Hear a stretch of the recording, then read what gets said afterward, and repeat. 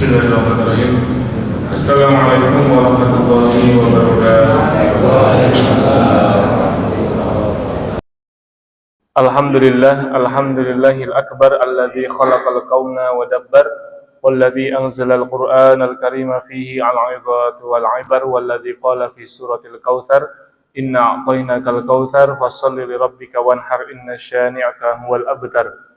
Asyhadu an la ilaha illallah wahdahu la syarikalah jalla 'anil syabihi wal mathili wal kufi wan nadhir wa asyhadu anna Muhammadan 'abduhu wa rasuluhu wa safiyyuhu wa khaliluhu wa khiratuhu min khalqihi wa aminuhu ala wahyihi arsalahu rabbuhu rahmatan lil alamin wa hujjatan 'alal 'ibadi ajma'in fahadallahu bihi ta'ala minad dhalalah wa bassara bihi minal jahalah wa katsara bihi ba'dal qillah wa aghna bihi ba'dal 'ailah. Fassalawatullahi alaihi wa ala alihi tayyibin wa ashabil ghurril mayamin matasrat aynun binadhar wa wa'ad udhunun bi khabar wa sallama tasliman katsira amma ba'd. Allahumma 'allimna ma yanfa'una wanfa'na bima 'allamtana. Allahumma inna nas'aluka fahman nabiyyin wa hifdzal mursalin wa ilhamal malaikatil muqarrabin. Rabbana zidna 'ilma amin ya rabbal alamin. Para hadirin yang dimuliakan Allah Subhanahu wa taala, marilah kita meningkatkan rasa syukur kepada Allah atas limpahan nikmat yang begitu banyak, terutama nikmat iman dan Islam, nikmat sehat wal afiat. Salawat beriring salam tak lupa kita panjatkan kepada insan mulia yang menjadi pedoman hidup kita, suri tauladan kita, Nabi besar Muhammad sallallahu alaihi wasallam, beserta kepada keluarganya, sahabatnya, tabi'in, tabi'in dan seluruh pengikutnya hingga hari kiamat kelak. Para hadirin, bapak-bapak, ibu-ibu yang dimuliakan Allah Subhanahu wa taala, pada pertemuan di bulan yang lalu kita sudah membahas tema berkaitan dengan peristiwa-peristiwa penting antara perang Badar sampai perang Uhud. Kalau tidak salah begitu ya. Karena ini jedanya cukup lama, 1 bulan. Mungkin kalaupun lupa, insya Allah dimaafkan gitu ya Pak. Dimaklumi begitu ya. Jangankan 1 bulan, 1 pekan aja mungkin sudah lupa. Bahkan terkadang pulang dari masjid ke rumah itu sudah apa tadi ya, sudah hilang. Ya, maka dari itu kita lanjutkan materi Sirah Nabawiyah pada malam hari ini berkaitan dengan peristiwa-peristiwa penting yang terjadi antara perang Badar sampai perang Uhud. Perang Badar itu terjadi 2 Hijriah, perang Uhud terjadi 3 Hijriah. Dalam waktu 1 tahun ini ada banyak peristiwa penting. Ya, ada banyak peristiwa penting. Misalkan yang sudah kita bahas pada pertemuan yang lalu itu pernikahan antara Ali dan Fatimah. Kemudian juga yang tidak kalah pentingnya, bagaimana Rasulullah memberikan pelajaran kepada Yahudi Bani Qainuqa. Ya. Kemudian kita juga sudah membahas sekilas tentang maqtal Ka'ab bin Al-Ashraf. Ya, ini orang Yahudi. Ka'ab bin Al-Ashraf ini pandai membuat syair gitu ya, pandai membuat propaganda begitu. Maka Ka'ab bin Al-Ashraf kemudian dibunuh oleh salah seorang sahabat yang bernama Muhammad bin Maslamah. Nah, Muhammad bin Maslamah ini minta izin kepada Nabi. Minta izin untuk menjelek-jelekan Nabi di hadapan Ka'ab bin Al-Ashraf supaya dianggap sebagai kawannya. Karena memang Ka'ab orang Yahudi yang sangat sering mengejek dan mengolok Rasulullah SAW. Sampai Rasulullah itu bertanya, siapa di antara kalian yang siap untuk memberi pelajaran, membunuh Ka'ab bin Al-Ashraf ini? Maka dari itu Muhammad bin Maslamah ya, menyanggupi misi ataupun syariah ini, ekspedisi khusus untuk membunuh Ka'ab bin Al-Ashraf yang orang Yahudi. Maka dari itu Muhammad bin Maslamah membutuhkan cara tersendiri. Bagaimana bisa dekat dengan Ka'ab bin Al-Ashraf? Maka dia pura-pura mencela Nabi. Sehingga Rasulullah SAW pun mengizinkan demi tercapainya misi tersebut. Dan betul, ya, Ka'ab bin Al-Ashraf didekati, ya, sama Muhammad bin Maslamah. Begitu mereka berdua jalan di sebuah tempat yang sepi, itu kira-kira sudah kondusif ya, langsung Muhammad bin Maslamah menikam Ka'ab bin Al-Ashraf. Nah, ini salah satu pelajaran bahwa kehormatan Nabi kita, Nabi Muhammad SAW itu harus dijaga. Tidak boleh ada orang yang berani mencelanya. Bahkan para ulama menulis kitab khusus tentang hak-haknya Nabi seperti Al-Qadiyat, Asy-Syifa bi Ta'rifi Huquqil Mustafa, bahwa kita itu harus mencintai, menghormati, membela Nabi kita. Kalau sampai ada yang mencaci, maka hukumannya sangat berat. Dimintain tobat, kalau tidak mau tobat juga berarti bisa dihukum mati. Ya, Asy-Syifa bi Ta'rifi Huquqil Mustafa karya Qadiyat juga ada karya yang sangat terkenal, karya Syekhul Islam Ibnu Taimiyah rahimahullah. Beliau menulis buku berjudul As-Sarim Al-Maslul ala Syatimir Rasul. As-Sarim Al-Maslul, pedang terhunus bagi orang yang berani mencela Nabi. Nah, karya Syekhul Islam Ibnu Taimiyah. Ini menjadi pelajaran penting supaya kita memberikan warning ataupun peringatan kepada orang-orang yang menghina Nabi kita. Dan kita tidak boleh diam. Kita tidak boleh hanya diam saja. Kalau misalkan Nabi kita dihina, Allah dihina, Al-Quran dihina, maka kita harus bersuara. Ya, kita berikan kesempatan bagi dia untuk minta maaf, mencabut omongannya. Ya, kalau sampai tidak mau, ya kan, memang pengen cari ribut, ya sudah. Ya, mau tidak mau kita berikan hukuman yang sangat keras bagi orang yang mencela Nabi. Kemudian hikmah yang lain dari kisah pembunuhan Ka'ab bin Al-Ashraf ini, ternyata meskipun mencela Nabi hukumannya sangat berat, Muhammad bin Maslamah pura-pura gitu ya, pura-pura mencela Nabi. Artinya apa? Terkadang ada satu madorot yang boleh diambil untuk mencapai maslahat yang lebih besar, kan seperti itu. Baik, ini beberapa perkara yang berkaitan dengan peristiwa-peristiwa penting antara Badar dan Uhud yang hanya 1 tahun. Perang Badar bulan Ramadan tahun 2 Hijriah.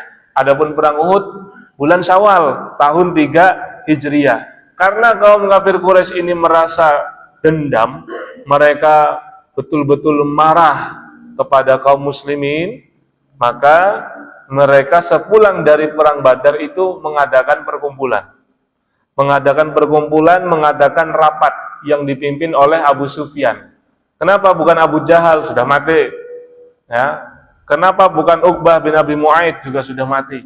Banyak pemimpin Quraisy yang mati lah ya.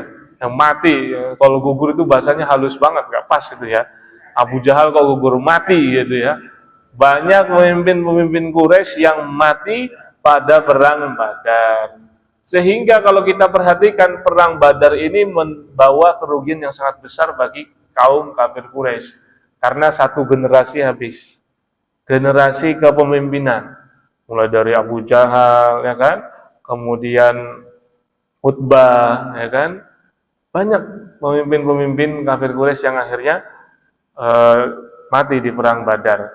Maka sepulang dari perang Badar, Abu Sufyan mengumpulkan orang-orang yang tersisa untuk menyusun rencana balas dendam. Jadi semua hasil keuntungan hasil perdagangan dari kafilah dagang yang dipimpin oleh Abu Sufyan itu dikumpulkan, kemudian dipakai untuk dana perang, ya, melawan kaum muslimin. Jadi sampai segitunya mereka mengeluarkan uang yang kalau dalam kitab kelengkapan tarikh Nabi Muhammad SAW karya Kiai Haji Munawar Khalil disebutkan angkanya itu sampai 50.000 dinar. 50.000 dinar, kan nggak main-main. Dan persiapannya itu 1 tahun untuk balas dendam. Ya, budgetnya banyak dan juga terkumpul persiapan yang cukup mumpuni. Kalau dalam beberapa kitab dijelaskan bahwa harta yang terkumpul ya untuk persiapan balas dendam ini ada 3.000 ekor unta. Ada 3.000 ekor unta, kemudian 200 ekor kuda, dan senjata pertahanan mereka ada 700 perisai. Ya, dan ya ini data yang kita dapatkan dari buku-buku sirah yang menunjukkan bahwa mereka betul-betul serius untuk balas dendam. Ya.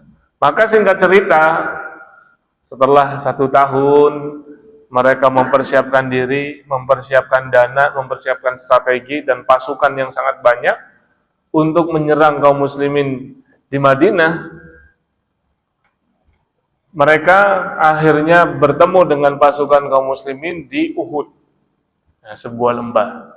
Walaupun ini menjadi satu hal yang cukup polemik di antara kaum muslimin. Kenapa? Karena Rasulullah sebenarnya hampir-hampir tidak ingin keluar dari Madinah. Pengennya di Madinah saja. Jadi nunggu musuh datang begitu. Tapi Rasulullah bermusyawarah dengan para sahabatnya, dengan Hamzah, dengan generasi muda ya dari kalangan para sahabat, mereka menghendaki keluar dari Madinah begitu. Kalau Rasulullah menghendaki tetap di Madinah, tidak menjumpai orang-orang kafir Quraisy di Uhud. Kenapa? Karena Madinah ini diuntungkan secara topografi. Jadi Madinah itu dikelilingi bukit-bukit, dikelilingi tebing-tebing, sehingga tebing-tebing maupun bukit-bukit itu bisa menjadi benteng alami dari serangan musuh, bisa jadikan tempat untuk berlindung. Tetapi Rasulullah SAW ya, meskipun punya pendapat untuk tetap di Madinah karena musyawarah, nah Rasulullah tetap keluar. Dan waktu itu Abdullah bin Ubay bin Salul namanya, gembong orang munafik yang tidak terima kan. Abdullah bin Ubay bin Salul tidak terima kalau pendapatnya tidak diakomodir. Apa? Yaitu persis seperti pendapatnya Rasul. Tidak usah keluar Madinah. Kenapa? Karena dari dulu memang Madinah ini yang dulu namanya Yasrib ya. Setiap kali diserang oleh musuh dari luar itu tidak pernah kalah. Karena diuntungkan dengan lembah-lembah yang ataupun tebing-tebing yang ada di situ. Ini pendapatnya Abdullah bin Ubay bin Salul sebenarnya sama dengan pendapatnya Rasulullah. Tetapi Rasulullah akhirnya menggunakan baju zirah, baju perang. Bahkan kemudian Rasulullah bersabda tidak pantas sebagai seorang nabi yang sudah menggunakan baju perang lalu diletakkan kembali. Bahkan dalam perang Uhud ini Rasulullah menggunakan 2 lapis baju perang. Seakan-akan Rasulullah sudah tahu apa yang akan terjadi. Dalam mimpinya Rasulullah itu melihat ya ada sapi yang disembelih. Kalau bahasanya Munawwar Khalil lembu. Ya. Karena bahasa ejaan lama ya. Dan juga melihat dalam mimpinya Rasulullah itu melihat dalam mimpinya pedang beliau itu patah. Nah, ini takwil dari mimpi itu, maka terjadilah pada hari perang. Apa takwil mimpinya? Ada sahabatnya yang sangat dicintai harus wafat, gugur sebagai syuhada. Ada keluarganya yang juga meninggal. Nah, ini Rasulullah sudah mempunyai ya gambaran dalam mimpi ya apa yang akan terjadi. Tetapi Rasul tetap berangkat. Ini menjadi bukti bahwa mimpi bukan sumber hukum. Ya, mimpi bukan sumber hukum. Awas hati-hati, Pak, dengan orang yang mungkin kelihatannya kayak soleh, religius, kemana-mana bawa tasbih gitu ya. Kemudian pakai sorban gitu ya. Itu kemudian dia bilang saya ini wali. Ya, wali apa ya? Wali murid. Ya. Saya dapat mimpi kalau saya itu sudah nggak usah sholat. Nah, ini kalau orang mimpi ketemu Nabi Khidir misalkan, kan ada yang kayak gitu ya. Saya ini bisa ketemu Nabi Khidir bahkan nggak harus mimpi dalam keadaan nyata dan memberikan syarat. Nah, itu nggak bisa. Hatta kalau misalkan Nabi Musa masih hidup pada zaman Nabi Muhammad, itu harus ikut syariatnya Nabi Muhammad. kan begitu. Nah, karena ada orang-orang yang nyeleneh, menyimpang ya, dari akidah Islamnya dengan mimpi-mimpi, dengan riwayat-riwayat bahwa dia bertemu dengan Nabi Khidir, bikin syariat sendiri yang berbeda dengan syariat Nabi Muhammad. Gak usah sholat, yang penting sholawat. Nah, ini ciri-ciri ini, ya tanda-tanda ini. Ya, jadi tadi ya, dalam perang Uhud, Rasulullah Shallallahu Alaihi Wasallam itu sudah ada gambaran. Tapi Rasulullah melawan itu. Ya kan, Rasulullah justru menyusun strategi yang baik sekali. Ngomong-ngomong, para jamaah sekalian, dari mana Rasulullah tahu bahwa kaum musyrikin Quraisy itu sudah menyiapkan pasukan yang sangat banyak? Dari mana Rasulullah tahu bahwa kaum muslimin yang ada di Madinah akan diserang? Ternyata Rasulullah itu punya intelijen, punya mata-mata. Siapa? Al-Abbas bin Abdul Muthalib. Al-Abbas bin Abdul Muthalib tidak lain dan tidak bukan adalah pamannya. Betul sekali. Pamannya ini sudah masuk Islam tetapi menyembunyikan keislamannya sehingga dia ikut rapat. Ikut rapat bersama Abu Sufyan, jadi tahu strateginya. Bahkan Al-Abbas bin Abdul Muthalib itu sebenarnya sudah memberikan masukan kepada Abu Sufyan, udahlah nggak usah balas dendam gitu, nggak usah balas dendam. Tapi Abu Sufyan yang namanya sudah menyala ya, dendamnya sudah menyala, apinya sudah berkobar, maka dia tetap ya memaksakan diri untuk melawan kaum muslimin dengan 3.000 pasukan ya. Para hadirin yang dimuliakan Allah Subhanahu wa taala, singkat cerita terjadilah apa yang terjadi di Uhud. Rasulullah sudah membagi komando di antaranya kepada Mus'ab bin Umair, ya, kemudian kepada Usaid bin Hubair, kemudian kepada Hubab bin Al-Munzir. 3 orang ini ya, 1 dari Muhajirin, 2 dari kalangan Ansor ya, sebagai panglima pasukan yang memegang bendera. Nah, kemudian Rasulullah SAW juga menempatkan pasukan pemanah di atas bukit. Sehingga ketika kaum muslimin ini dikejar ataupun dihimpit oleh pasukannya Abu Sufyan yang dipimpin langsung oleh Abu Sufyan dan ada bantuan dari Khalid bin Walid dan Ikrimah bin Abu Jahal. Ya. Dalam perang Uhud ini, Abu Sufyan, panglima tertingginya dari kubu kafir Quraisy, kemudian dibantu sayap kanan dan sayap kirinya ada Khalid bin Walid dan Ikrimah bin Abi Jahal. Dua-duanya belum masuk Islam. Pada akhirnya nanti masuk Islam. Tapi pada perang Uhud mereka belum masuk Islam. Nah, Rasulullah SAW sudah membuat strategi yang sangat matang sekali. Pada perang Uhud, Rasulullah menempatkan pasukan pemanah sehingga mereka bisa dengan leluasa menghujani panah, ya, mengarahkan anak-anak panah mereka, busur panah mereka kepada kafir Quraisy. Sehingga kalau kita lihat perang Uhud dalam sejarah itu bisa kita bagi menjadi 3 babak. Bisa kita bagi menjadi tiga babak. Babak pertama kaum muslimin menang. Kenapa? Karena memang strateginya Rasulullah itu unggul. Meskipun di sana ada Khalid bin Walid yang katanya tidak pernah kalah. Ya. Babak pertama kaum muslimin menguasai medan pertempuran. Nah, karena dianggap sudah menang, pasukan pemanah ini turun kan? Pada peringatan dari Rasul itu sudah jelas. Ya. Jaga kami dari atas bukit, jangan turun, entah itu kami menang ataupun kalah. La ya'tunana min wara'ina. Jangan sampai mereka menyerang kami dari belakang kami. Nah, ternyata lagi-lagi godaannya adalah godaan duniawi. Kalau dalam perang Badar, godaan duniawinya bukan pas perang, tapi setelah perang kan, pas pembagian harta rampasan perang, sehingga sampai ada surat Al-Anfal membahas tentang hal tersebut. Bagaimana para sahabat kemudian ada yang merasa tidak puas. Nah, kalau dalam perang Uhud lebih fatal lagi, fitnah hartanya, fitnah dunianya itu terjadi pada saat pertempuran berlangsung belum selesai, Pak. Belum selesai itu perang. Karena dianggap kaum muslimin sudah menguasai medan pertempuran, mereka yang ditempatkan di pasukan pemanah yang ditempatkan di bukit tertinggi, meninggalkan pos mereka karena keteledoran dan ketergiuran terhadap harta rampasan perang ataupun ghanimah, mereka tidak disiplin, turun berebut harta ghanimah. Ini kesempatan yang dimanfaatkan dengan baik oleh Khalid. Bagaimanapun juga Khalid memang ahli strategi. Khalid kemudian, para hadirin yang dimuliakan Allah Subhanahu wa taala, menguasai tempat tersebut yang tadinya ada 70 pasukan pemanah, tersisa 5. Pemimpinnya Abdullah bin Jubair. Bukan Z ya, kalau Z Zubair itu ada sendiri.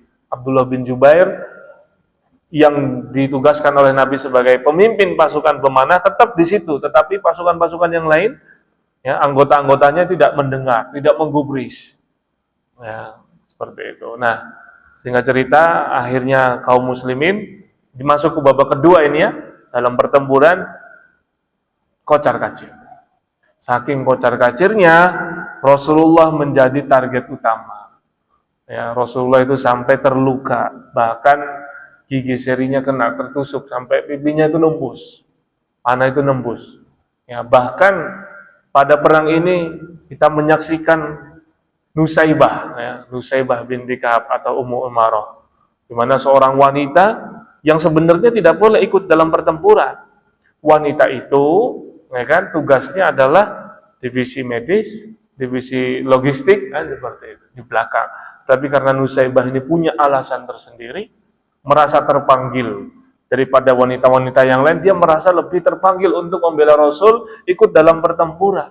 Maka dia mengajak suaminya, mengajak anak-anaknya untuk melindungi Nabi. Jadi seorang wanita sahabiyah bernama Nusaibah, satu keluarga melindungi Nabi. Sampai-sampai Rasulullah bersabda, tidak ada keluarga yang lebih bagus kecuali keluarganya Nusaibah pada hari itu. Karena Rasulullah ini benar-benar disasar, ya, menjadi target utama pada perang Uhud tersebut. Apa alasan Nusaibah merasa lebih terpanggil daripada muslimah yang lain? Karena kalau kita baca dalam sirahnya, Ummul Mukminin Aisyah, ya kan, Aisyah radhiyallahu anha, ya kan, kemudian Ummu Sulaid, ya kan, itu juga ikut dalam perang Uhud, tetapi memberikan minuman. Ada juga namanya Rufaidah al-Aslamiyah, ya kan, itu terkenal sebagai Mumaridah, perawat orang-orang yang terluka. Ini kenapa Nusaibah yang sebenarnya perempuan nggak boleh ikut perang, tetapi kok dia merasa lebih terpanggil daripada yang lain? Alasannya kenapa? Karena Nusaibah ini termasuk perempuan, bahkan mungkin satu-satunya yang ikut Baiat Aqobah. Sebelum Rasulullah itu hijrah ke Madinah, persiapannya kan berapa tahun itu? 2 atau 3 tahun gitu ya. Maka diawali dengan Baiat Aqobah 1, Baiat Aqobah 2. Itu pun setelah Rasulullah berdakwah kepada kabilah-kabilah yang datang pada musim haji. Ya, Rasulullah masuk ke dalam pasar-pasar, mendatangi pemuka-pemuka kabilah gitu. Nah, ini karena punya alasan itulah Nusaibah ingin membela Rasulullah SAW sebagaimana isi daripada Baiat Aqobah. Isi Baiat Aqobah itu apa? Ya, menjalankan ajaran Islam, ya kan, bertauhid, menjauhi perzinahan, menjauhi syirik, menjauhi pencurian gitu ya, tidak mencuri, tidak berzina, dan salah satunya apa? Baiat Aqobah 1, Baiat Aqobah 2 itu intinya siap membela Rasulullah kalau Rasulullah itu ya diperangi. Maka Nusaibah ikut berperang. Ini salah satu alasannya. Kemudian pada perang Uhud ini, ya, Rasulullah SAW berhasil untuk mengembalikan keadaan. Masuk babak ketiga. Babak ketiganya apa? Rasulullah bisa meminimalisir korban yang berjatuhan. Jadi kalau kita baca Sirah Nabawiyah dengan perspektif militer, dalam tinjauan orang militer, Mayor Jenderal Mahmud Said Khattab, dia seorang jenderal, menulis kitab Sirah Nabawiyah tapi dari sudut pandang militer. Beliau mengatakan dalam bukunya yang berjudul Ar-Rasul Al-Qaid bahwa tidak ada sejarah perang yang beliau baca yang lebih menarik dan lebih ikonik, yang lebih seru dan lebih baik daripada perang Uhud. Kenapa? Karena dalam situasi yang sangat genting, dalam situasi yang terjepit, Rasulullah Shallallahu Alaihi Wasallam bisa menyelamatkan para sahabatnya dari kehancuran total. Berapa jumlah kaum muslimin yang ikut perang Uhud? Tadinya 1000, jadi 700. Yang pulang ngikut Abdullah bin Ubay bin Salul 300. 700 berhadapan 3000, imbang nggak Pak? 700 orang berhadapan 3000, itu pun ya kan sudah dalam keadaan terkepung, di mana benteng yang ibaratnya paling aman dikuasai oleh musuh, tetapi Rasulullah Shallallahu Alaihi Wasallam dengan keunggulan beliau dalam memimpin. Nah ini yang digarisbawahi oleh Mahmud Syed Khattab dalam kitab Ar-Rasul Al-Qaid, bukan masalah menang atau kalahnya, karena kita lihat tadi perang Uhud ada 3 babak, kaum muslimin menang, kemudian kalah, babak terakhir imbang. Ini loh kok bisa Rasulullah ya bisa meminimalisir jumlah korban yang berjatuhan dari 700 yang ikut perang. Dari 700 yang ikut perang itu yang jatuh hanya 71 atau 72. Bukan hanya ini dalam arti mengecilkan ya.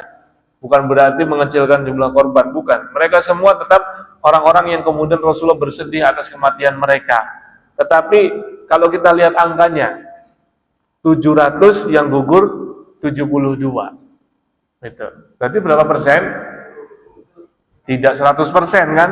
Padahal kalau kita baca ya, kalau kita baca sirah berdasarkan Ar-Rasul Al-Qaid karya Mahmud Syed Khattab, beliau seakan-akan berkata seperti ini. Kalau aku panglimanya, kalau aku jenderalnya, belum tentu bisa mengimbangi lawan. Kenapa? Udah mati. Mati semua. Tapi karena Rasulullah mempunyai keunggulan dalam kepemimpinan, dan tentunya faktor langit gitu ya. Faktor langit. Faktor langit itu ditolong oleh Allah Subhanahu wa taala, itu pasti, ya kan?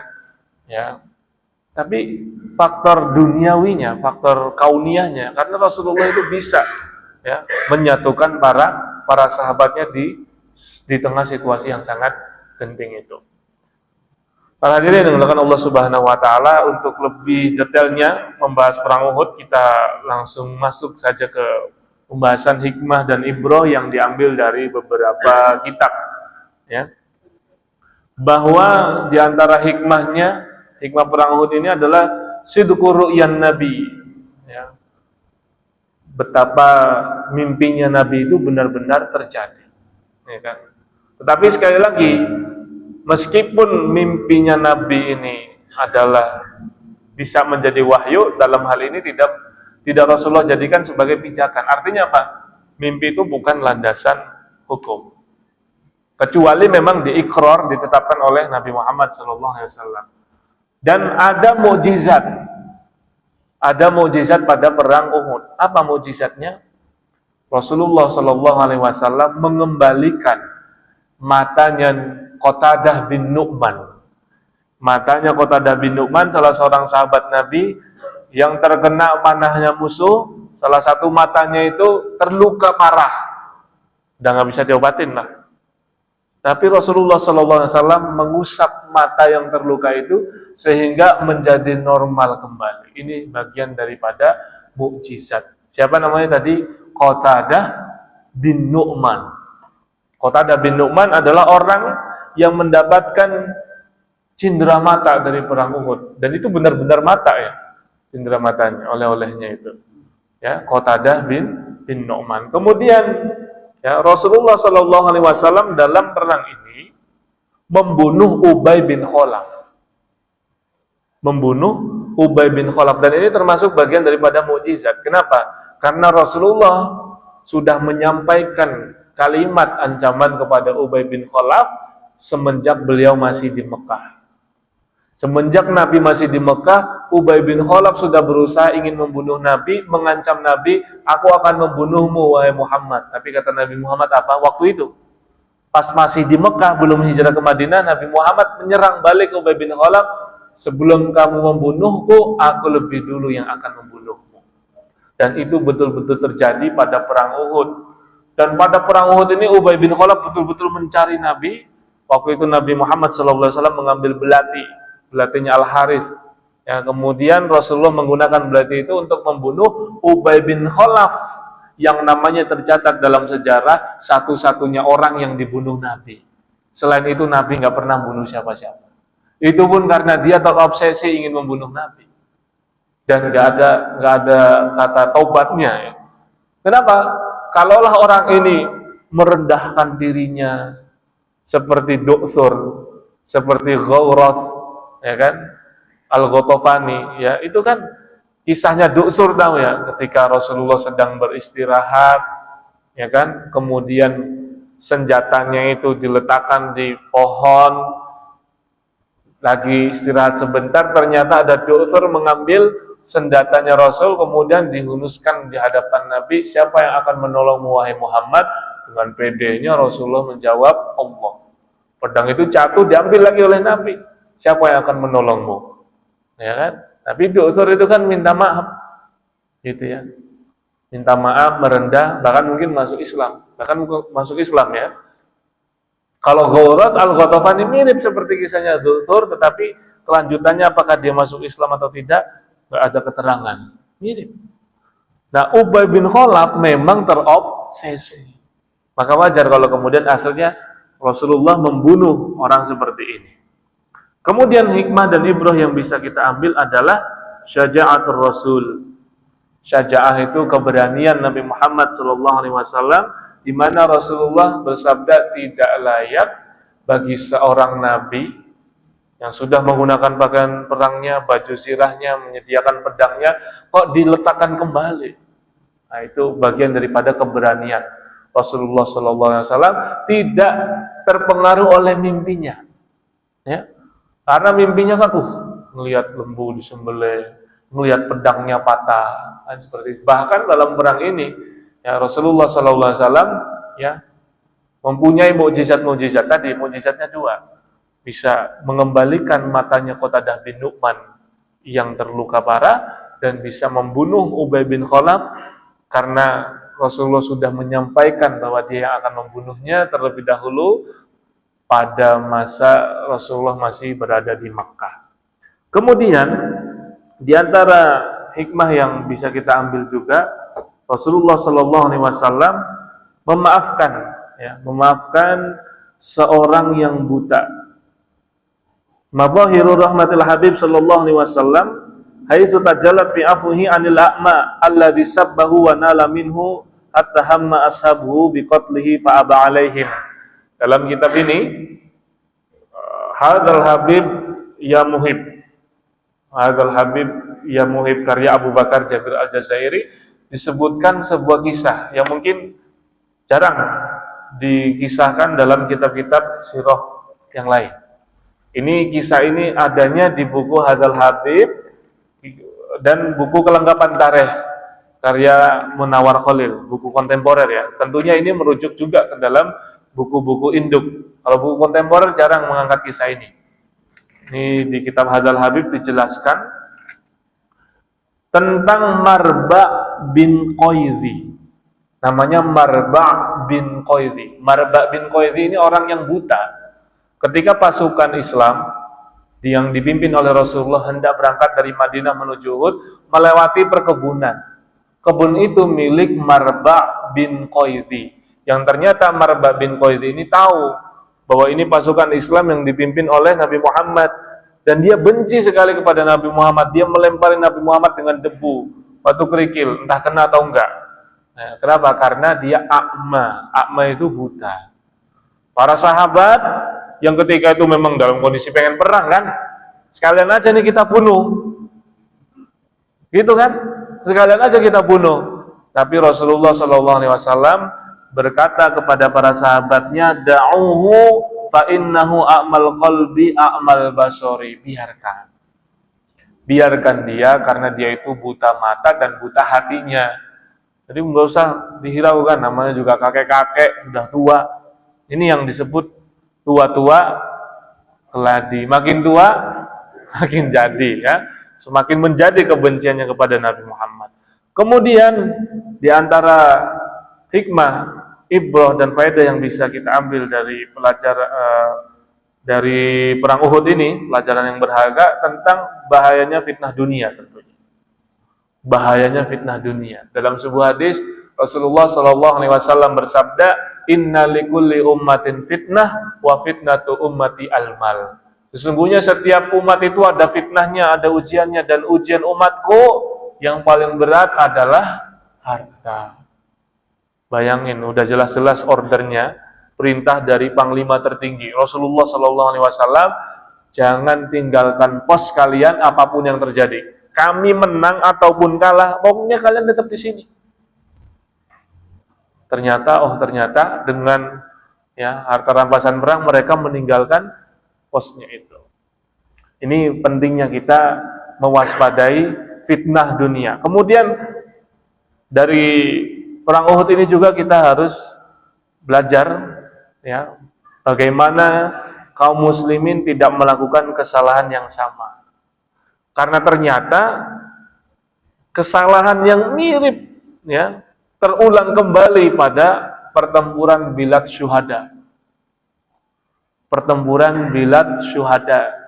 Abdurrahman Al-Ghafiqi tokohnya. Panglima kaum muslimin yang diutus dari pemerintahan Daulah Umayyah di Andalusia. Sampai-sampai kaum muslimin harus menelan pahitnya kekalahan pada pertempuran Bilad Syuhada ini gara-gara harta. Ceritanya gimana? Persis seperti perang Uhud. Rebutan harta rampasan perang. Jadi ini kaum muslimin terlihat sudah menang. Musuh-musuhnya sudah kocar-kacir. Oh, kesempatan ini ngambil harta rampasan perang. Ternyata itu hanyalah jebakan. Sehingga pertempuran ini menjadi pertempuran yang sangat menyejarah, pertempuran Bilad Syuhada. Kenapa? Karena banyak orang-orang yang bergeletakan berserakan ya, kemudian darahnya itu mengalir di mana-mana. Bukan karena Abdurrahman Al-Ghafiqi yang tidak bisa memimpin, tetapi memang pasukannya yang mengulang kesalahan kaum muslimin pada perang Uhud. Terjebak dengan harta rampasan perang. Jangan sampai terjadi ya godaan-godaan harta, godaan-godaan duniawi membuat kita tergiur sehingga menyelisihi perintah Allah dan Rasulnya, kan itu poinnya ya. Jangan sampai kita menyelisihi perintah Allah dan Rasulnya karena tergiur dengan godaan duniawi. Kemudian faedah yang penting juga, Allah Subhanahu wa taala menurunkan surat Ali Imran ayat 155 yang berkaitan dengan perang Uhud ini.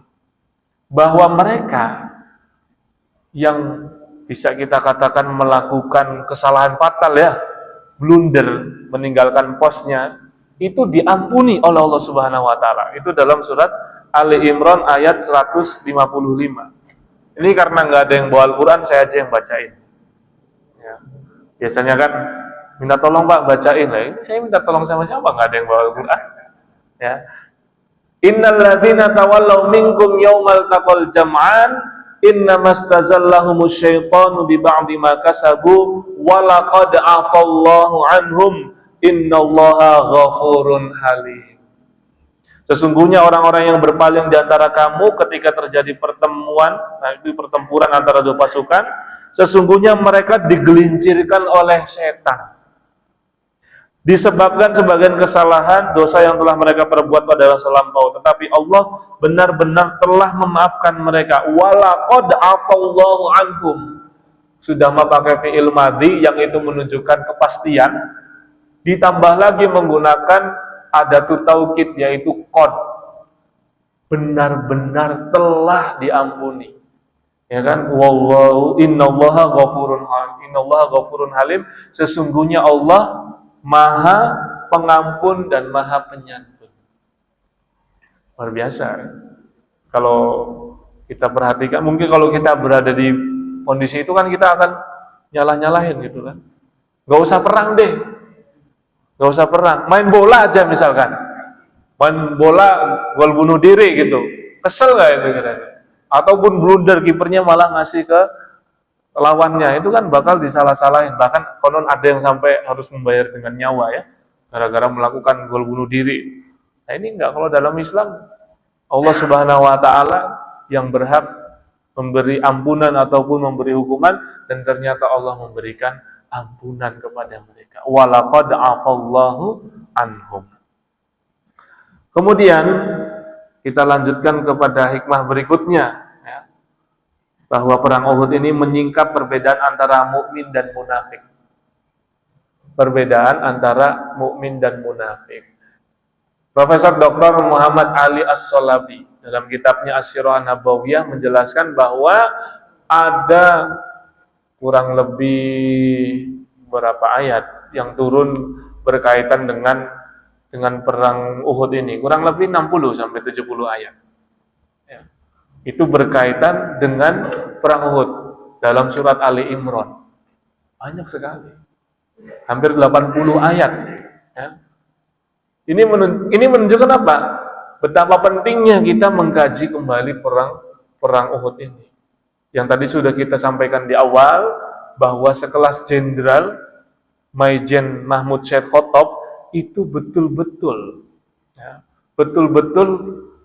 menganggap bahwa perang Uhud ini perang yang paling menarik, perang yang paling unik. Tapi kalau kita kaji lagi, ya, disinilah Rasulullah diuji dengan orang-orang munafik. Dari 1000 orang, kemudian jadi 700 orang. 300 orang itu bukan jumlah yang sedikit loh. Perang Badar aja cuma 300 kan. Itu bisa ngalahin 1000. Ini 300 orang mundur dari barisan yang sudah siap berangkat jihad. Itu kan perkara yang bukan sederhana. Tetapi Rasulullah simpel menanggapinya. Kalau dalam kitab kelengkapan Tarikh Munawwar Khalil itu disebutkan biarin aja. Itu seperti apa? Seperti kotoran. Ya. Itu namanya tamhis ataupun filter. Ya, seperti itu. Daripada nanti ikut juga cuman gembosin aja, cuman gembosin doang, udah mending pulang aja. Ya, seperti itu. Jadi Rasulullah tidak ambil pusing dengan Abdullah bin Ubay bin Salul. Nah, sampai-sampai ada seorang ibu-ibu ini dalam sebuah pengajian saya nyampaikan kisah ini, ada ibu-ibu yang bertanya, Ustaz, karena mungkin kesal sekali dengan Abdullah bin Ubay bin Salul. Kenapa orang seperti Abdullah bin Ubay bin Salul tidak dibunuh? Kenapa orang munafik tidak dibunuh? Gimana Pak? Ya. Jawabannya gimana? Ini agak keras nih pertanyaannya. Ya kan? Jawabannya gimana? Ini memang Rasulullah tidak membunuh. Betul sekali. Rasulullah sendiri yang memberikan jawaban. Ini tentang fikih prioritas. Musuhnya itu kan yang paling utama orang kafir Quraisy. Satu, kemudian orang Yahudi, ya kan? Kemudian kabilah-kabilah Arab yang siap menyerang mereka. Memang musuhnya Rasulullah ada 4. 2 dari dalam, 2 dari luar Madinah. Dari dalam Madinah ada Yahudi dan munafik. Dari luar ada Quraisy dan suku-suku ya Arab yang mereka siap akan menyerang Madinah kapanpun saja Rasulullah lengah. Tapi Rasulullah tidak pernah lengah. Ya jawabannya tadi betul.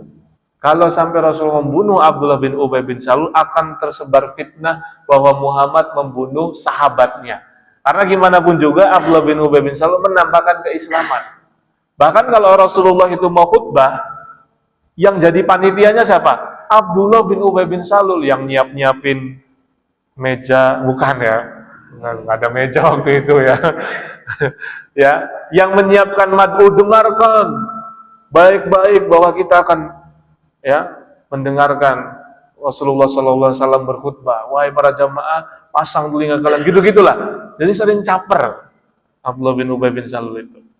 Bahkan setelah perang Uhud ini pun dia masih tetap caper. Memang nggak tahu malu ya. Itu satu, skala prioritas, ini bukan musuh utama. Kemudian alasan kedua, ya kan? Ini karena tetap harus ada alasan lain. Karena ketika saya memberikan jawaban supaya tidak terjadi fitnah, itu jawaban yang diterima oleh akal tapi nggak diterima oleh hati. Karena masih jengkel kan. Pengennya dibunuh aja itu Abdullah. Kalau kita lihat, anak-anaknya Abdullah bin Ubay bin Salul itu soleh dan soleha. Anaknya siapa? Namanya Abdullah. Abdullah bin Ubay bin Salul. Anaknya itu menawarkan diri kepada Nabi, kalau memang bapakku harus dipenggal, biar aku saja mengeksekusi. Kenapa? Karena kalau orang lain takutnya saya jadi dendam sama dia. Dia tahu bapaknya itu keterlaluan, tapi cintanya kepada Nabi lebih besar daripada cintanya kepada bapak. Tapi mohon maaf, ini kalau memang bapak gue memang harus dieksekusi gitu ya, jangan serahkan perkara ini kepada orang lain, tapi serahkan kepada itu Abdullah bin Ubay bin Salul. Kemudian putrinya juga soleha insya Allah, dan termasuk nama yang muncul pada perang Uhud, bersejarah. Karena dalam perang Uhud ini ada salah seorang sahabat yang mendapat gelar Ghasilul Malaikah. Ghasilul Malaikah, orang yang dimandikan oleh para malaikat. Siapa namanya? Ya betul, Hanzalah. Anggap aja yang jawab gitu. Suwen. Ya kan? Hanzalah itu pada perang Uhud dia memenuhi panggilan jihad karena takut terlambat, nggak sempat mandi. Posisinya dalam keadaan junub. Lah tahu dari mana kalau Hanzalah junub? Ya istrinya. Istrinya ini bernama siapa? Inisial J, Pak. Bukan Juminten lah ya.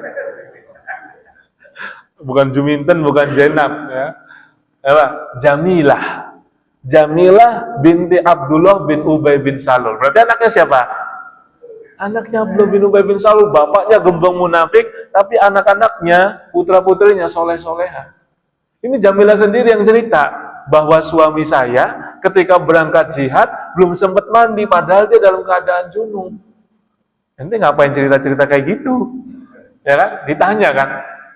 Kemudian Jamilah menjelaskan bahwa sebenarnya memang pada malam hari saya sudah mendapatkan mimpi bahwa dia akan gugur, akan syahid pada pertempuran ini. Maka sebelum dia berangkat jihad, ya dia tetap memberikan pelayanan kepada suaminya, dan dalam kondisi yang belum sempat mandi gitu ya. Maka Hanzalah itu berangkat jihad karena takut terlambat. Ya itulah hikmahnya.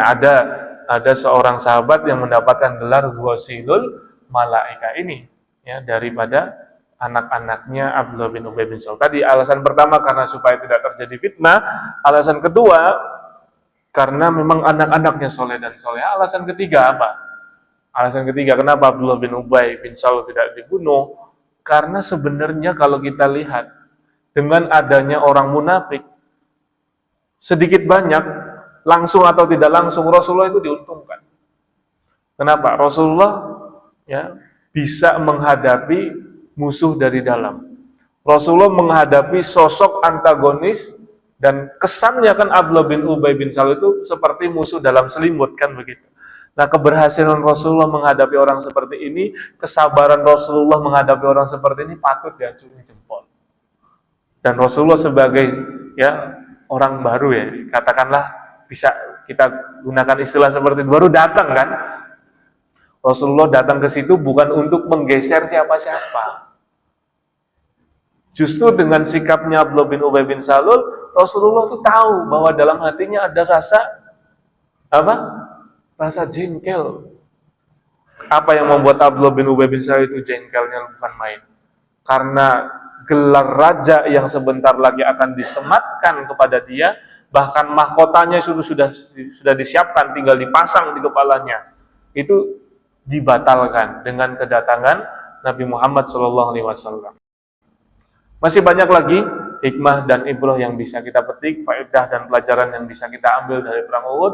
Di antaranya tentang Hamzah bin Abdul Muthalib, kemudian tentang Talhah bin Ubaidillah, kemudian tentang Zubair bin Awam, kemudian tentang Usairim, kemudian tentang Mukhairik. Ya kan banyak sekali. Tapi mungkin waktunya terbatas. Insyaallah kita lanjutkan pada pertemuan yang akan datang. Aku qouli hadza, syukran wa jazakumullah khairan ala husni ihtimamikum, billahi taufiq wal hidayah wa ridha wal inayah. Assalamualaikum warahmatullahi wabarakatuh.